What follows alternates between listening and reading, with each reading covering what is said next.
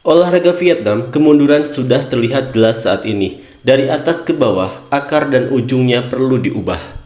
Di kompetisi desa, kamu bersuara lantang ketika keluar ke tengah masyarakat, kamu hanyalah sebutir pasir di gurun pasir. Kenyataan telah membuktikannya.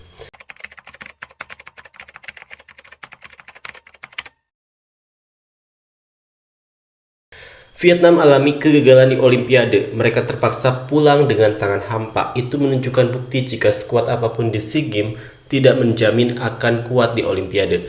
Terlihat tim Vietnam benar-benar dibuat tidak berkutik di berbagai cabang olahraga yang diperlombakan. Alhasil, pada akhirnya mereka pun dibuat malu dengan pencapaian hasil akhir yang seperti ini. Seperti inilah komentar orang Vietnam. Jika Olimpiade 2028 tetap dengan tangan kosong, saya akan minta pemimpin cabang olahraga bertanding jumping. Saking kesalnya, orang Vietnam ini sampai meminta agar pemimpin cabang olahraga yang bertanding, jika pada Olimpiade 2028 mendatang, mereka kembali pulang dengan tangan hampa. Komentar selanjutnya, kita lemah karena kondisi fisik, pola makan dan olahraga kita yang kurang tepat.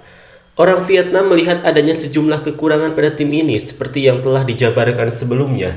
Hal-hal seperti itu sudah seharusnya segera diperbaiki oleh mereka jika ingin berprestasi di masa depan. Komentar selanjutnya, soalnya tidak ada sponsor besar untuk cabang olahraga yang bisa kita pertandingkan di Olimpiade, hanya mengandalkan pendanaan dari dinas olahraga saja. Kalau sponsor mau merelakan sebagiannya berinvestasi di sepak bola putra untuk olahraga lain, mungkin lebih positif. Satu lagi kendala yang dialami oleh Vietnam adalah soal pendanaan. Maka dari itu perlunya sponsor yang banyak harus didapatkan oleh Vietnam. Sebab di sisi lain, peran sponsor itu sangat penting dalam menunjang setiap kegiatan, apalagi ini sekelas Olimpiade. Komentar selanjutnya, Indonesia, Thailand, Filipina, tunggu saja. SEA Games yang baru akan kami tunjukkan. Rupanya orang Vietnam akan membalas kegagalan di Olimpiade ini pada ajang SEA Games nanti, walaupun secara kualitas jelas berbeda jauh. Mungkin hanya dengan cara itulah mereka bisa membayar kegagalan itu. Komentar selanjutnya, muak dengan kinerja Departemen Olahraga Vietnam pada akhirnya. Orang-orang Vietnam pun mulai merasa muak atas kegagalan yang terjadi, apalagi tidak ada solusi terbaik atas semua kejadian ini. Komentar selanjutnya, masyarakat kita merasa sangat sedih melihat prestasi tim olahraga Asia Tenggara. Entahlah apakah Menteri Kebudayaan, Olahraga, dan Pariwisata sedang sedih. Lalu apa pendapat Direktur Olahraga jika kedua Olimpiade tersebut dilalui dengan tangan kosong? Kesedihan dari orang-orang Vietnam tak bisa disembunyikan lagi. Mereka merasa malu atas kegagalan di Olimpiade Paris ini yang harus berakhir tanpa medali.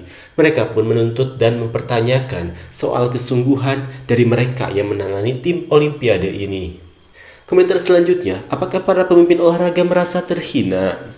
Dengan pulang tanpa medali ini sebenarnya menjadi aib. Tapi apakah para pemimpin olahraga merasa malu? Itulah yang dipertanyakan oleh orang Vietnam.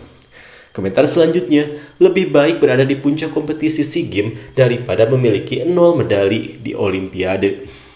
Kita akui, Vietnam tangguh kalau di kompetisi SEA Games, namun kembali puncaknya olahraga di dunia ya Olimpiade. Jadi seberapa kuat pun Anda di SEA Games, tetap yang menjadi penilaian tertinggi ada di Olimpiade. Komentar selanjutnya, olahraga Vietnam, kemunduran sudah terlihat jelas saat ini. Dari atas ke bawah, akar dan ujungnya perlu diubah.